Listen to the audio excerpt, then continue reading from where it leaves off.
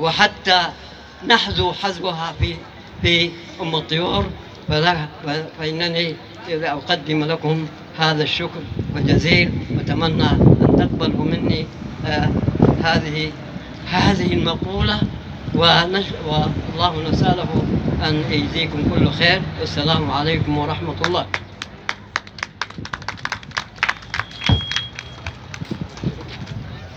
ولسان حال أم الطيور يقول لراس الرابطة: ديل أولاد حشاكل الارتزاق لازيف، وديل كلهم صنديد وأصله شريف، وديل دفقة ينابيع شهور الصيف.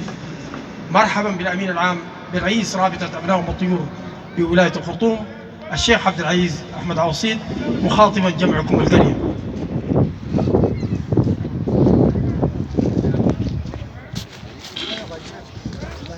بسم الله، الحمد لله، والصلاة والسلام على رسول الله، وبعد. السلام عليكم ورحمة الله وبركاته. بدأ أن إحنا هنا هذه الجمعة ليس من ولا أذى ولا سمعة ولا رياء، ولكن أردنا أن نوضح للأهل وليبلغ الحاضر الغائب الذي لم تسعفه وقته وظرفه أن يحضر معنا. ونحن في الرابطة تعاهدنا وتواصقنا على أن نعمل لوجه الله تعالى، لا يهمنا مادح ولا قادح، لأن العمل لا يكون مقبولا عند الله إلا إذا استوى فيها أمرين: أن يكون خالصا لوجه الله تعالى، وأن يكون موافقا لسنة رسول الله. هذا هو الشرطين لقبول العمل عند الله عز وجل. ولذلك نحن الذين يشكرنا نقول له جزاك الله خير، وبرضه يقدحنا نقول له جزاك الله خير، لأنه أساسا نحن ما عملناش يقول له خلينا عمله أبدا. نحن ظللنا في اجتماعات متواصلة طيلة السنين دي،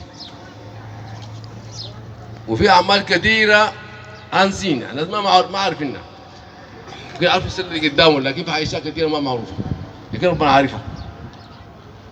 نحن الآن رغم من جهودنا من أموالنا، نحن صرفتها كلهم كأشخاص كأفراد، ومن إخواننا كونوا نخلي شغلنا ونمشي في مكاتبهم ونمشي في محل عملهم ونجيب منهم المساعدة ونمشي نشتريها، بل بنشتري أحسن الأصناف على الإطلاق. يعني السكر ده كنان أحسن سكر يمكن يكون في العالم. في سكر مستورد فرقه 500 جنيه في الكيس ده.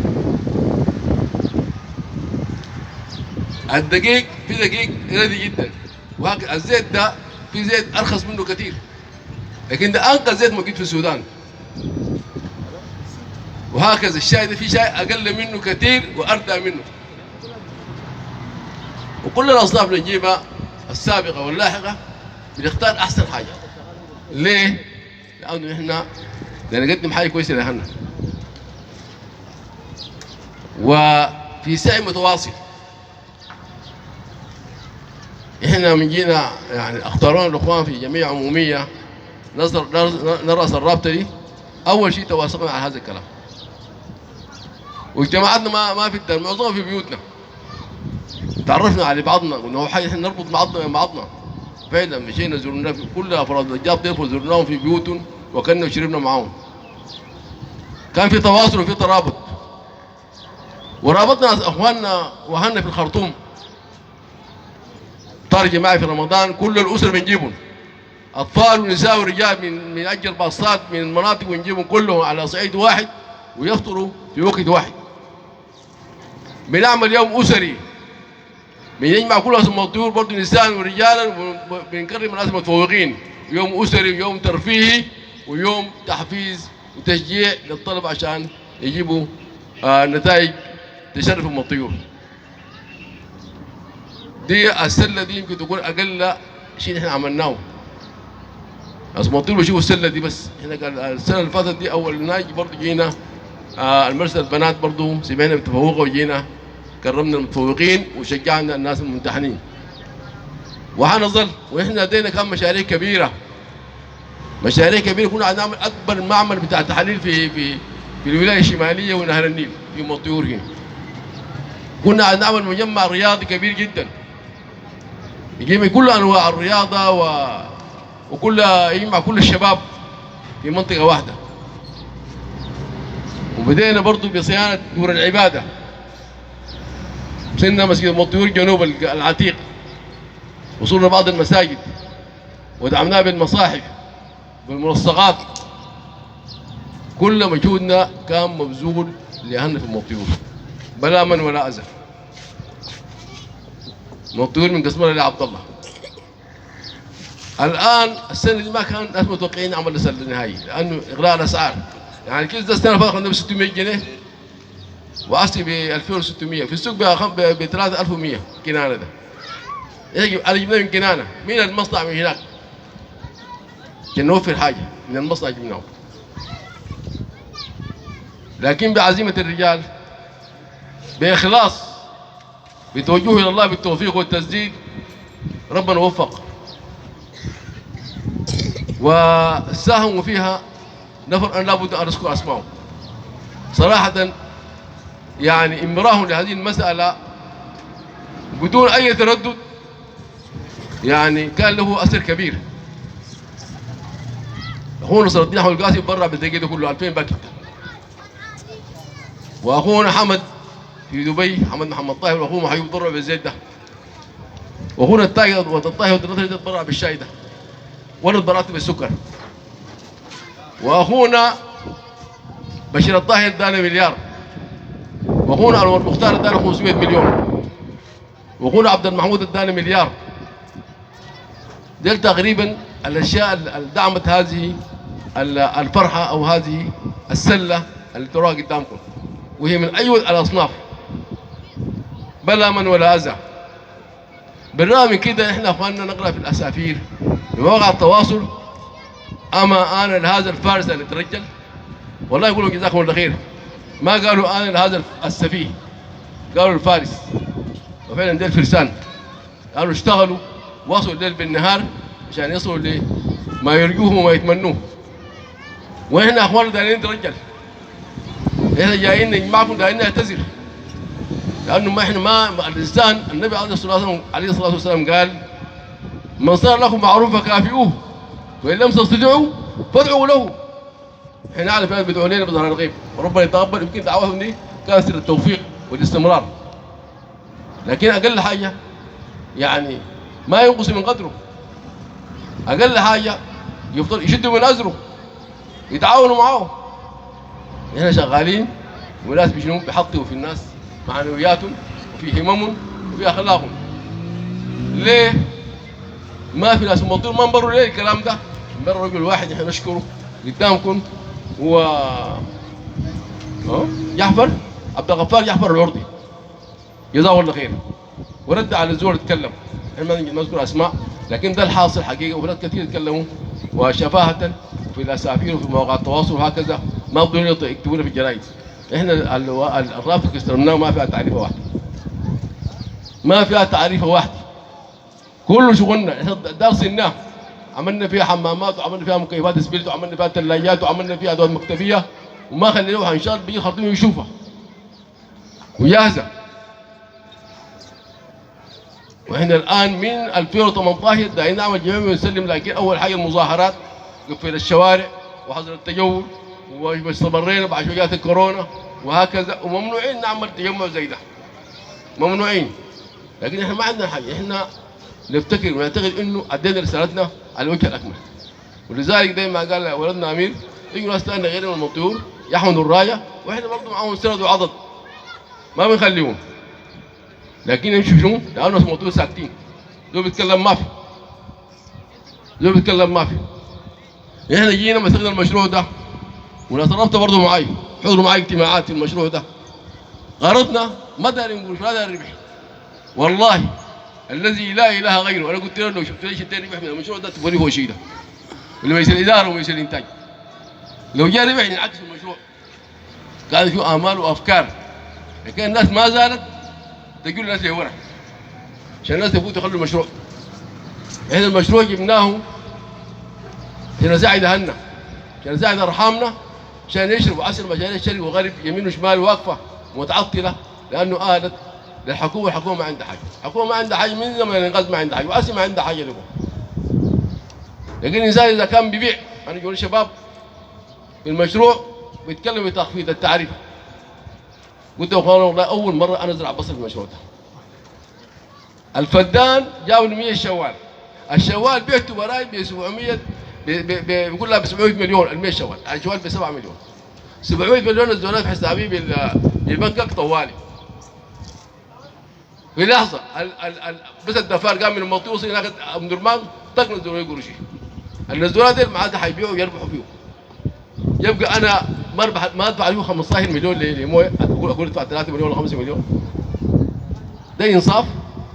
الان انت بتشتري اللحمه بمليون 200 ومليون ونص، كانت بكم؟ بس الحاجات قدامي دي السوق السنه كان ب 600 ب 3 مليون. وين الفرق؟ العمال والمهندسين والاصلاف الاداري في المشروع مرتباتهم ارتفعت. انا بعرف الشركات زدت 100% وما زلت بزيد، لانه ما بغطي معه. يمشي السوق ما بيقدر ياكل ويشرب هو واسرته. يبقى هنجيب من وين؟ الكهرباء الان على المشروع عليه مليار ما اندفع كهرباء، لانه الكهرباء زادوها المشاريع الزراعيه ولسه حيزيدوها.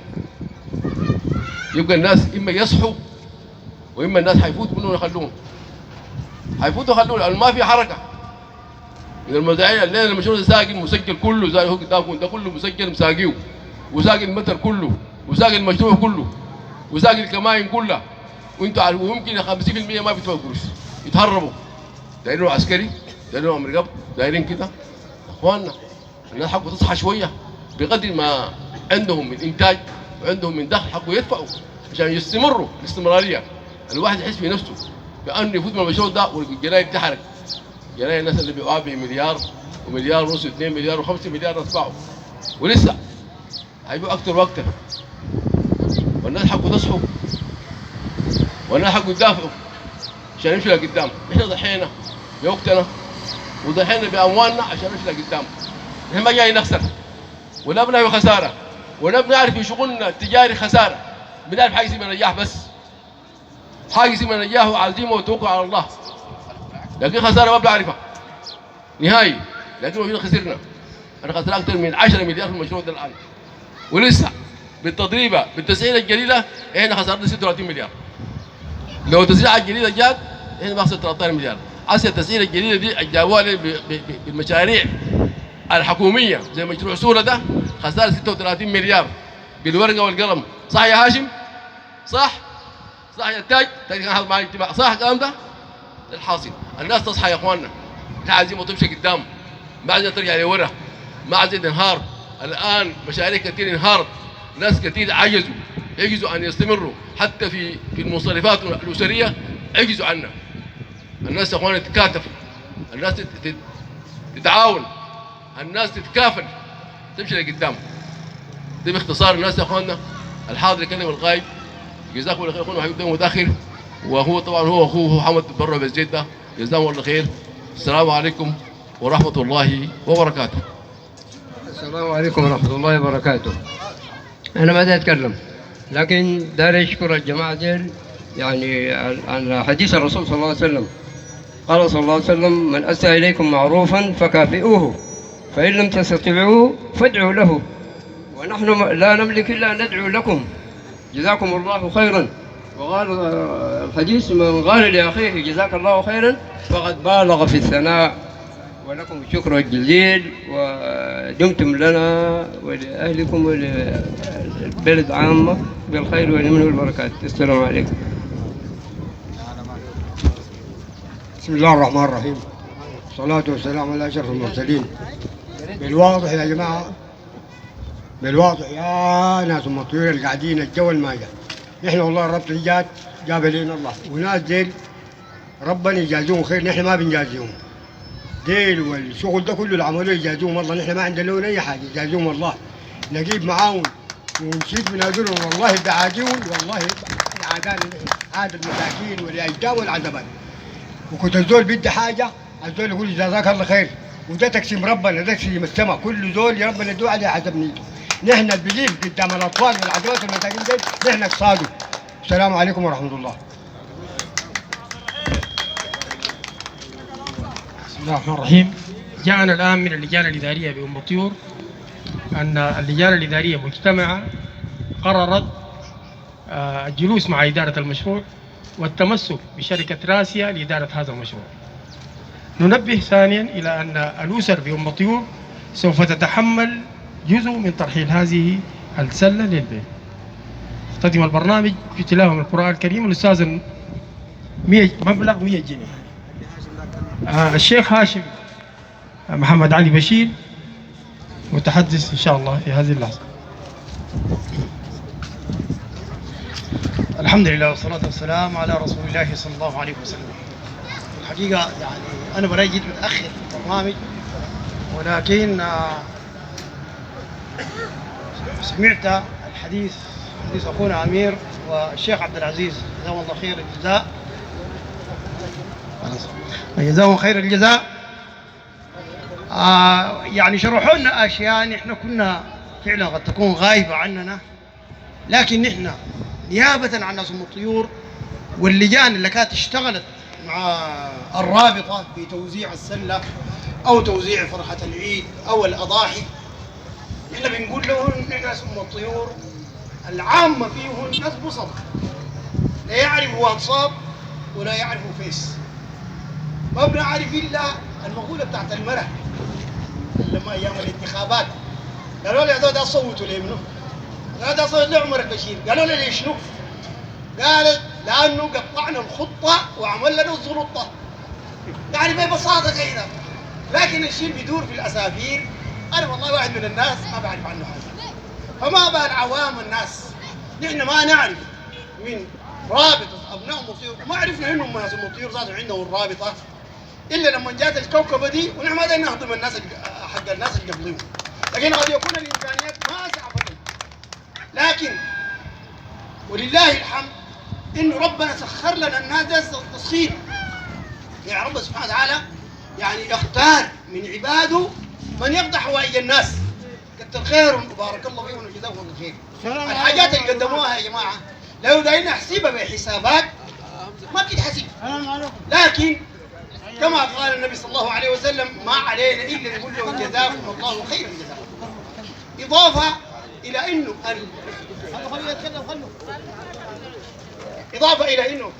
الحاجات اللي قدمتها الرابطة أو اللي قدمت باسم الشيخ عبد العزيز من وراه إخواننا زين جزاهم الله خير، يعني ما كنا بنحلم بها في يوم من الأيام، أصلا ما بنحلم بها في يوم من الأيام. وخاصة لما يتكلم أخيرا عن مشروع الفضلاب الزراعي، يعني فعلا أي واحد لما يجي يتكلم أو زي بعض الناس العوام برضه أنا بعتبرهم عوام بيقولوا إنه المشروع عبد العزيز مستفيد منه، لكن الناس العاقلين يا أخي الليلة اليوم ده بعد صلاة الجمعة أنا كنت بصلي في مسجد الفضلاب، يتكلم معي واحد فعلا بعقل ومنطق، لما شرحت له بعض الحاجات الأساسية اقتنع. البارح برضه نفس الطريقة قاعد مع مجموعتين، مجموعة من الفضلاب ومجموعة من الناس من الطيور، لما قعدنا قلنا يا جماعة نحسبها 1 زائد 1 يساوي 2 الناس اقتنعوا، لكن فعلا هذول لما نكون برا نكون عارف الحاصل.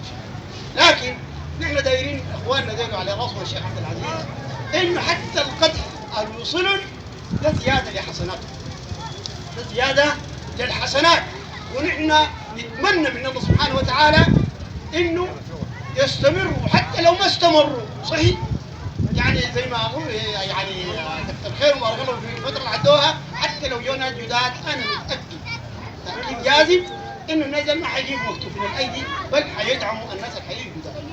واخيرا يعني باسم ام الطيور كلها او اللجان الموجوده في ام الطيور وبالشارع مع ناس الرابطه سواء كان لجان او افراد، ما علينا الا نقول لهم جزاكم الله خير الجزاء، ونسال الله تبارك وتعالى ان يتقبل منهم اعمالهم ويبارك في اعمالهم ويبارك في اموالهم، ونسال الله تبارك وتعالى ان يجزيهم خير الجزاء. والسلام عليكم ورحمه الله وبركاته.